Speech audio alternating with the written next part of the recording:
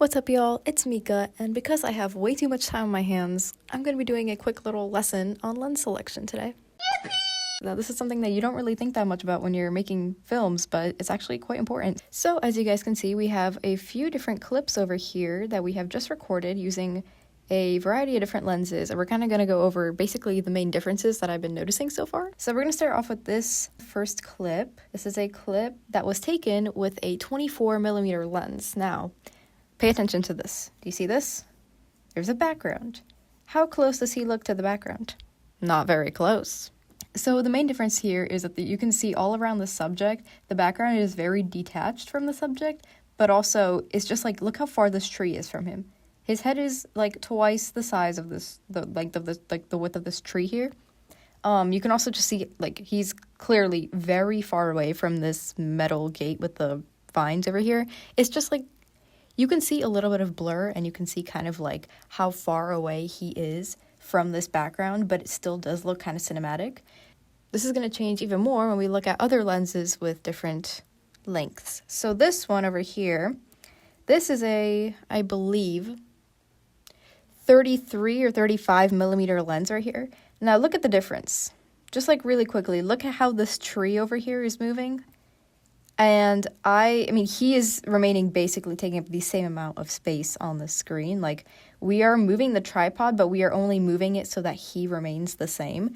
The only thing changing is the background, and you can see just how much zoomed in this background over here is. We see basically everything except him take a zoom in, and also if you pay attention, like, the blur is a little bit more intense here. It's not much of a difference, but like the vines are a little bit less defined than they are over here. This is also hard to tell just because of how far away it is, but I can promise you it, at least when I'm looking at the screen right now, this tree and these vines look a lot more blurred.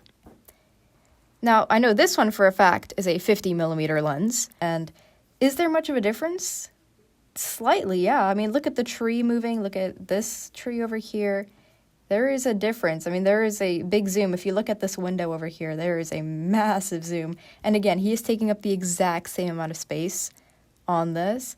The blur, this tree honestly appears a little bit more in focus, but it is also because he appears closer to this background. And so the lens thinks that this tree is closer. It might be that. But if you look at like the wall behind him, right here, you can see, like, it zoomed in, and it definitely got more blurry. It's not as clear. In general, again, he is taking up the same amount of space. The only thing that we changed was how far the tripod is away from the subject, so that the framing is the same, but the lens is blurring the background and picturing the background differently. So by zooming in, it's making the background look a lot closer to the subject. So this shot here was shot with an 85mm lens. And you can already see a big difference. I mean, for starters, let's go to the very first clip. Look how much headroom there is from this lamp to the top. Now you're going to this fourth clip right here. You can't see the top at all. I mean, these vines are super zoomed in. You can see so much more, like, of the gaps in between all these leaves, but they are still super blurred. And, I mean, look at the subject. He's taking up almost the same amount of room with such a drastic change in how blurred and zoomed in this background is. So let's compare it to like this second clip, which was used with a 33mm or 35, and then you zoom it over to a 85. I mean, there is a big difference on how zoomed in this is, but he's still taking up almost the same amount of room on frame. And then this last shot is a exception. This one was a 210mm lens, which is, I mean, very drastically different from the 24 that we started off with. I mean, look at this. And now look at this. I mean, there is a difference right here.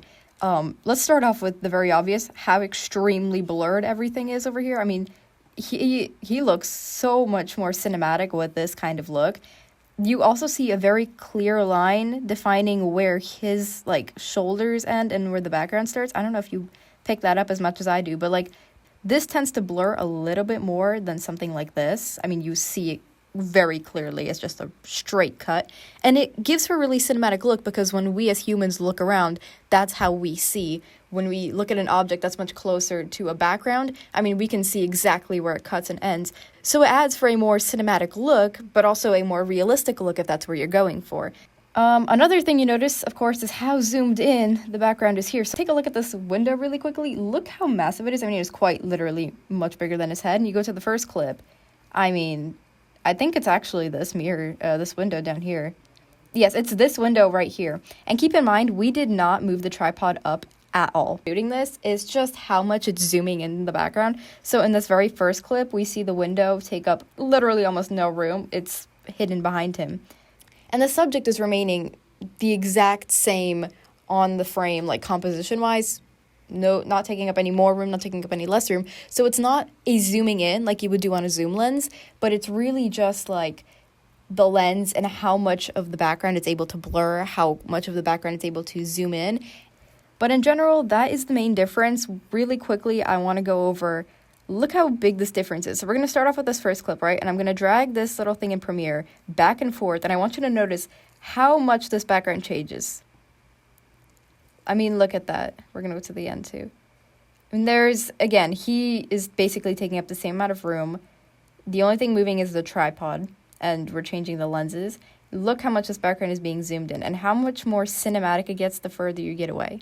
Like, this looks more realistic to how a person would see than this right here. This looks like something you would get from an iPhone just because it doesn't have that kind of depth perception as, you know, a higher quality camera with a really good lens would have.